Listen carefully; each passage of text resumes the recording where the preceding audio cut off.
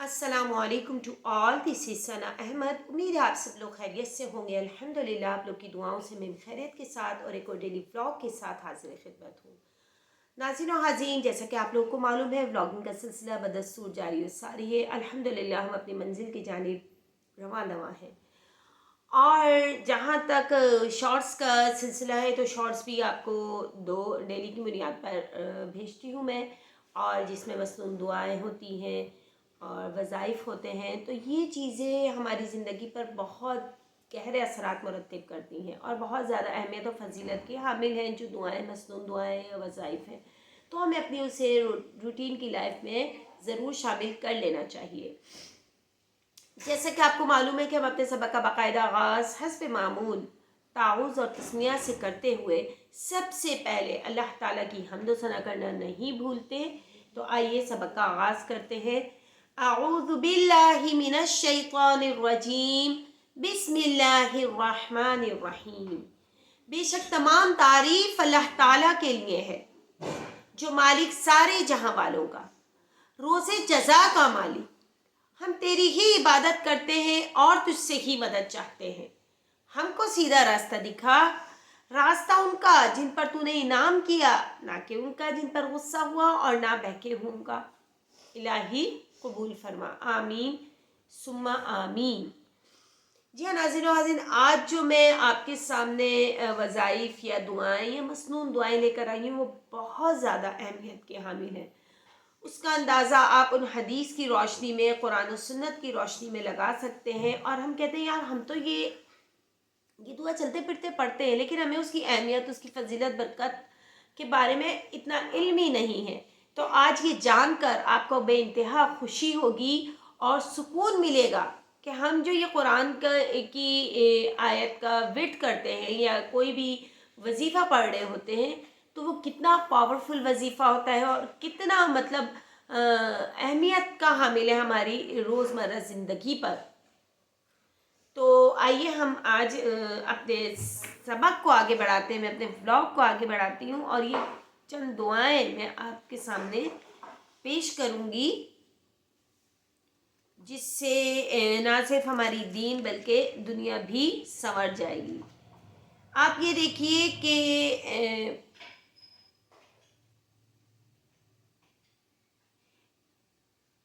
कुर्बान जाए हम अपने नबी पाक सल्लल्लाहु अलैहि वसल्लम पर कि आप सल्लल्लाहु अलैहि वसल्लम उम्मत को कैसी दुआएं सिखला गए कि इसमें दीन और दुनिया दोनों की इस्लाह, आखिरत की बेहतरी, ज़िंदगी भलाइयों में गुजारने और मौत को सबब राहत बनाने और इन तमाम चीज़ों की दुआओं का मांगने का तरीका सिखा गए, जो हर मुसलमान मर्द और औरत, बच्चे बूढ़े की ज़रूरत है।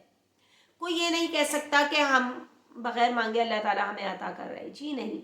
जब तक हम अल्लाह ताला के आगे हाज़िरी नहीं पेश करते, अल्लाह ताला से लौ नहीं लगाते, जुस्तजू नहीं करते, अल्लाह ताला को हम ढूंढते नहीं हैं, जब तक हम अल्लाह ताला के आगे गिड़गिड़ाते नहीं हैं, अल्लाह ताला से हम मांगते नहीं हैं, तो अल्लाह ताला भी फिर हमारी दुआएं कहाँ से सुनेगा।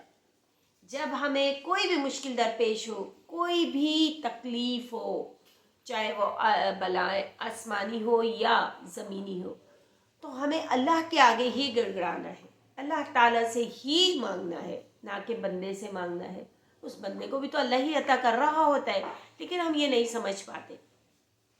तो आज मैं आपको चंद दुआएं बताऊंगी जिसका अजर हमें क़यामत तक मिलता रहेगा बतौर सदका जारिया। क्योंकि कोई भी अच्छी चीज़ बताना, उसको फॉरवर्ड करना सदका जारिया है, और इसमें आप भी मेरे साथ शरीक हो सकते हैं। किस सूरत में? जी हाँ, आप बिल्कुल सही सोच रहे हैं कि आप मुझे सब्सक्राइब करें, मुझे मेरे जो मैसेज होता है वो आगे कन्वे करें और बेल आइकन दबाएं, और ज़रूर इस चीज़ को सदका जारिया समझकर आगे बढ़ाएं। तो आप देखिए कि हमारी ज़िंदगी में किस तरीके से उतार चढ़ाव जो हो रहा है वो ठहर जाएगा और ज़िंदगी हमारी सुकून से, राहत से, इत्मीनान से बसर हो सकेगी। बड़े बड़े कामों में आसानी के लिए दुआ। जी हाँ नाज़रीन और हाज़रीन, जो शख्स भी सुबह शाम ये जो अब मैं दुआ पढ़ने जा रही हूँ 7 मरतबा पढ़ ले, तो उसके बहुत बड़े बड़े काम نہایت چٹکیوں میں آسانی کے ساتھ ہو جاتے ہیں، اور اللہ تعالیٰ خود ان کو اپنے ذمے لے لیتا ہے اور وہ آسانی سے پورے ہو جاتے ہیں، خواہ سرسری طور سے ہی پڑھ لے. مطلب جیسے میں نے بک کھولی، کتاب کھولی اور اس میں یہ دعا آ گئی اور میں نے اس کو بس ایسے ہی پڑھ لیا، تو اللہ تعالیٰ جو بھی میرے پر آنے والی مشکلات ہیں یا جو مجھ پر مشکلات نازل ہو گئی ہیں، وہ اللہ تعالیٰ ضرور و ضرور آسانی کے ساتھ مجھے اس سے نکال دیں گے. اچھا، وہ دعا بڑی پیاری ہے، اور حضرت ابو الدرداء رضی اللہ تعالیٰ عنہ نے فرمایا، جو بندہ بھی 7 مرتبہ یہ دعا پڑھے گا، چاہے وہ سچے دل سے پڑھے یا سرسری طور سے، اللہ تعالیٰ اس کے غم اور پریشانی کو ضرور دور کر دیں گے. وہ دعا ہے، امید ہے آپ سب کی زبانوں پر ہوگی، لیکن اس کی اہمیت و فضیلت ہمیں نہیں معلوم تھی، جو آج معلوم ہو گئی ہے. تو اب یہ 7 مرتبہ، 7 مرتبہ صبح اور 7 مرتبہ شام کو پڑھ لیا کرو. پھر اللہ تعالیٰ سے دعا مانگیں کہ اللہ پاک ہمارا فلاں کام میں مشکل درپیش ہو رہی ہے، یہ کام انجام نہیں ہو پا رہا ہے، اس میں رکاوٹیں آ گئی ہیں، تو یا اللہ پاک اس دعا کے وسیلے سے میری اس مشکل کو آسان فرما دیجئے. انشاءاللہ عز و جل اللہ پاک ہماری دعاؤں کو ضرور اپنی بارگاہ الہی میں قبول و منظور فرما لیں گے. وہ دعا یہ ہے، حسبی اللہ لا الہ الا ہو علیہ توکلت وہو رب العرش العظیم. اس کا ترجمہ دیکھیے کتنا خوبصورت ترجمہ ہے کہ میرے لیے تو اللہ تعالیٰ کافی ہے، اس کے سوا کوئی معبود ہونے کے لائق نہیں، میں نے اسی پر بھروسہ کر لیا اور وہ بڑی بھاری عرش کا مالک ہے. سبحان اللہ. اسی طرح کاموں کی آسانی کے لیے حدیث میں یہ دعا بھی آئی ہے، لہٰذا ہر کام شروع کرنے سے پہلے یا صبح کے وقت یہ دعا جو میں نے ابھی بتائی یہ 7 مرتبہ پڑھ لیں، اور پھر جو یہ اب جو دعا بتا رہی ہوں اس کو 3 مرتبہ پڑھ لیں. انشاءاللہ عز و جل بہت فائدہ ہی فائدہ ہوگا. اللہم الطف بی فی تیسیر کل عسیر فإن تیسیر کل عسیر علیک یسیر وَأَسْأَلُكَ الْيُسْرَ وَالْمُعَافَةَ فِي الدُّنْيَا وَالْآخِرَةِ. ترجمہ ہے، اے اللہ تو میرے ساتھ لطف و کرم کا معاملہ فرما، میرے تمام مشکل کاموں کو آسان کرنے کے سلسلے میں، کیونکہ ہر مشکل کام کو آسان کرنا تیرے لیے آسان ہے. یہ ہم اللہ پاک کو پکار رہے ہیں. میں تجھ سے تمام امور میں آسانی اور دنیا و آخرت کی معافی کا طالب ہوں. جب بھی آپ کوئی نیا کام شروع کریں یا کوئی نئی جگہ میں داخل ہوئیں تو انجام کی بہتری کے لیے یہ دعا پڑھ لیں، ربی ادخلنی مدخل صدق واخرجنی مخرج صدق واجعل لی من لدنک سلطانا نصیرا. اے میرے پروردگار مجھے سچائی کے ساتھ داخل کیجئے اور سچائی کے ساتھ نکالیے، اور میرے لیے خاص اپنے پاس سے مدد کرنے والی طاقت عطا فرمائیے. آمین ثم آمین. اب دیکھیے بے روزگاری جو ہمارے معاشرے میں عام ہو چکی ہے، اور بھوک سے پناہ چاہنے کی دعا. جی ہاں ناظرین و حاضرین، جو آج کل کے اس میں ہم لوگوں کو آج کل کے معاشرے میں ہم دیکھتے ہیں کہ بے روزگاری عام ہو گئی ہے. ہر گھر میں بندے بے روزگار ہیں، بھوک و افلاس سے لاچار ہیں. روزگار نہیں ہے، کھانے پینے کو نہیں ہے. اس کے لیے ہمیں کیا دعا مانگنی ہے؟ بہت خوبصورت دعا ہے یہ، اور اس کا ترجمہ بھی میں آپ کو بتاؤں گی. اور یہ دعا نبی پاک صلی اللہ علیہ وسلم کو جب بھوک ستاتی تھی، ظاہر ہے جس کے ساتھ بھی پیٹ لگا ہوا ہے تو بھوک تو ہوگی، تو جب آپ صلی اللہ علیہ وسلم کو بھوک کا احساس ہوتا تھا، بھوک ستاتی تھی، آپ صلی اللہ علیہ وسلم ایک ایک ہفتے 4 4 دن 6 6 دن بھوکے پیاسے رہتے تھے اپنی امت کے لیے. اللہ تعالیٰ چاہتے تو اللہ تعالیٰ نے تو یہ کائنات ہی ہمارے نبی پاک صلی اللہ علیہ وسلم کے لیے بنائی تھی. تو پھر اللہ تعالیٰ ان کو عیش و عشرت سے، لیکن حضور پاک صلی اللہ علیہ وسلم کی جو زندگی ہے وہ ہم سب کے لیے ہدایت کا سرچشمہ ہے.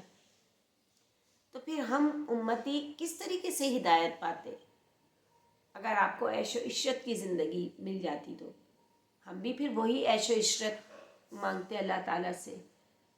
آپ صلی اللہ علیہ وسلم نے بہت بہت زیادہ اپنی جو زندگی تھی وہ بڑی مشکلات میں، دشواریوں میں گزاری. بے انتہا مظالم بھی ہوئے، بے انتہا کافروں نے آپ کو ستایا، پریشان کیا، مگر آپ صلی اللہ علیہ وسلم نے کبھی انہیں بد دعا نہیں دی. ہمیشہ انہیں دعا دی کہ اللہ تعالیٰ تمہیں ہدایت دے، راہ راست پہ لے کر آئے. یہ دعا جو بے روزگاری اور بھوک و افلاس سے بچنے کی دعا ہے، یہ ہے اللہم انی اعوذ بک من البؤوس والتباؤس. من البؤس والتباؤس. اے اللہ میں تیری پناہ لیتا ہوں تنگ دستی کی مصیبت سے اور حد سے گزری ہوئی تنگ دستی سے. آپ صلی اللہ علیہ وسلم اس دعا کو پڑھتے تھے جب آپ کو بھوک ستاتی تھی. اللہم انی اعوذ بک من الجوع فإنه بئس الضجیع واعوذ بک من الخیانہ فإنها بئست البطانہ. یا اللہ میں تیری پناہ چاہتا ہوں بھوک سے کیونکہ یہ برا ساتھی ہے، اور تیری پناہ چاہتا ہوں خیانت سے کیونکہ یہ بری عادت ہے. اب دیکھیے رنج و غم اور فکر دور کرنے کی دعا کتنی خوبصورت دعا ہے، ہر ایک کی زبانوں پر رہتی ہے. جی ہاں، لا حول ولا قوت الا باللہ. کسی بھی کام کی طاقت اور قوت اللہ کے سوا نہیں. فائدہ کیا ہے؟ حدیث شریف میں آیا ہے کہ لا حول ولا قوت الا باللہ جو شخص بھی پڑھے اس کے لیے یہ 99 دکھ اور بیماریوں کی دوا ہے، جس میں سب سے ہلکی بیماری فکر و پریشانی ہے. یہ مشکات میں ہے. دیکھیے کتنی خوبصورت دعا ہے. ہم دن میں 100 دفعہ تو بول دیتے ہوں گے لا حول ولا قوت الا باللہ، یا اس کی تسبیح پڑھ لیتے ہوں گے، لیکن وہ اس کی فضیلت نہیں بتاتی کہ یہ دعا جو ہے جو بھی شخص اس کو پڑھے گا اس کے لیے 99 دکھ اور بیماریوں کا علاج ہے. اور سب سے جو چھوٹی کمتر بیماری جو ہے، سب سے ہلکی بیماری وہ فکر و پریشانی ہے. تو آپ اس سے اندازہ لگائیں کہ اس سے اور بڑی بڑی کتنی انسان کو پریشانیاں ہوتی ہیں، تو اس کے لیے کتنی مؤثر ہے، کتنی مفید ہے یہ دعا. تو ہمیں ہر وقت اپنی زبانوں پر لا حول ولا قوت الا باللہ کا ورد جاری رکھنا چاہیے. اطمینان قلب اور کام کی سہولت کے لیے دعا. جب کسی مسئلے میں اطمینان نہ ہو رہا ہو یا کسی طالب علم کو، جی ہاں یہ دعا بالخصوص ان طالب علموں کے لیے ہے جو اپنا سبق سمجھنے میں قاصر رہتے ہیں، مطلب جن کا جو دماغ ہے قوت حافظہ ہے وہ تیز نہیں ہے. تو یہ ہمیں قوت حافظہ کو تیز کرنے کے لیے دعا روز صبح پڑھنی چاہیے. بلکہ یہ اسکولوں میں اس دعا کا ضرور ورد کرانا چاہیے. اسمبلی میں ٹیچرز کو چاہیے، اسٹوڈنٹس کو چاہیے کہ یہ دعا بآواز بلند سب کو پڑھائیں. تو اس طریقے سے جتنے بھی اسٹوڈنٹس ہوتے ہیں وہاں تو ان کا قوت حافظہ میں نمایاں مطلب نظر آئے گا کہ ہاں ہم نے یہ دعا پڑھنے سے کتنا اثر ہوا ہے. رب اشرح لی صدری ویسر لی امری واحلل عقدۃ من لسانی یفقہوا قولی. مطلب اے میرے پروردگار میرا سینہ کھول دیجئے اور میرے کام کو آسان کر دیجئے اور میری زبان سے گرہ کھول دیجئے تاکہ یہ لوگ میری بات سمجھ سکیں۔ یا مقلب القلوبی ثبت قلبی علی دینک، اے دلوں کے پلٹنے والے میرے دل کو اپنے دین پر جمائے رکھ۔ آمین ثم آمین۔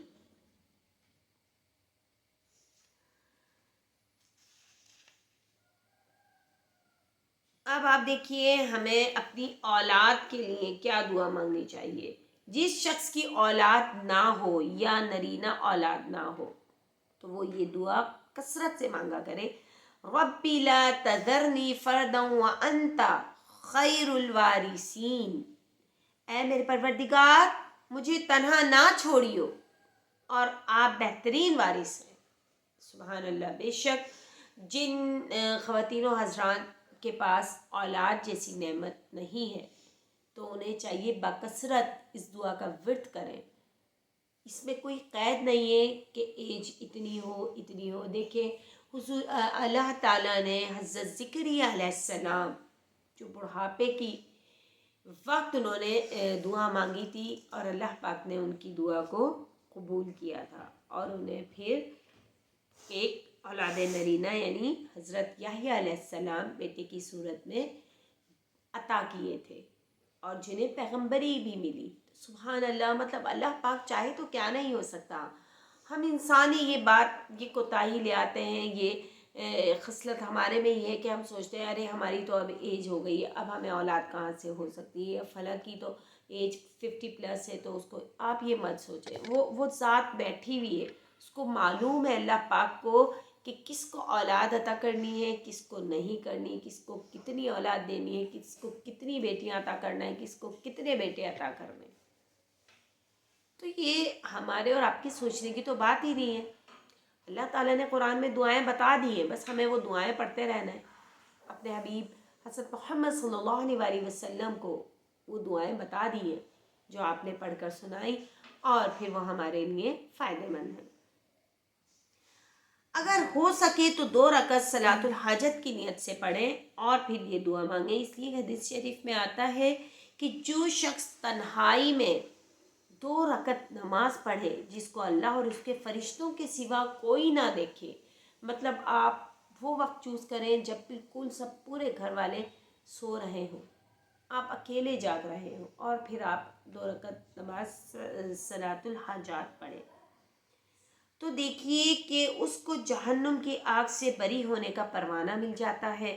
اور جو شخص 2 رکعت نماز پڑھ کر اللہ تعالیٰ سے کوئی دعا مانگتا ہے تو حق تعالیٰ شانہ وہ دعا قبول فرما لیتے ہیں، خواہ فوراً یا کسی مسئلہ سے کچھ دیر کے بعد، مگر دعا ضرور قبول ہوتی ہے، یہ سٹیمپ ہے۔ تو یہ ضرور اس پر عمل کیجئے گا۔